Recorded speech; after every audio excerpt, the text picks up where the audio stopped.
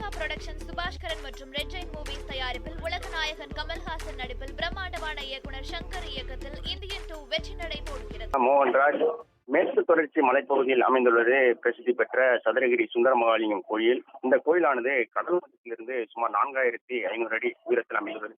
இந்த கோயில் தற்போதும் சித்தர்கள் வாழ்ந்து வழிபட்டு வருவதாக கூறப்படுவதால் இது சித்தர்களின் சொர்க்க பூமி என அழைக்கப்படுகிறது. மேலும் இந்த கோயிலுக்கு சென்றால் நினைத்த காரியங்கள் நடக்கும் என்பதால் தமிழகம் மட்டுமல்லாது இந்தியாவின் பல்வேறு பகுதியிலிருந்தும் ஆயிரக்கணக்கான பக்தர்கள் வருகை தந்துள்ளனர்.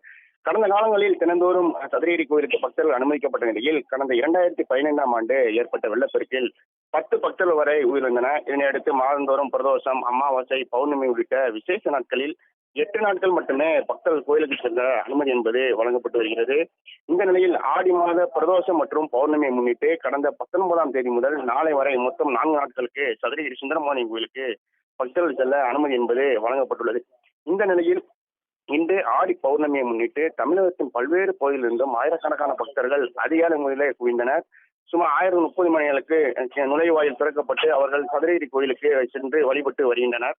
மேலும் காலை 6 மணி முதல் 12 மணி மட்டுமே பக்தர்கள் கோயிலுக்கு செல்ல அனுமதி எனவும் இரவில் தங்குவதற்கு அனுமதி கிடையாது எனவும் பக்தர்களுக்கு கட்டுப்பாடுகள் விதிக்கப்பட்டுள்ளது. மேலும் மழை பெய்தால் அனுமதி என்பது ரத்து செய்யப்படும் எனவும் கோயில் நிர்வாகத்தின் சார்பில் தெரிவிக்கப்பட்டுள்ளது.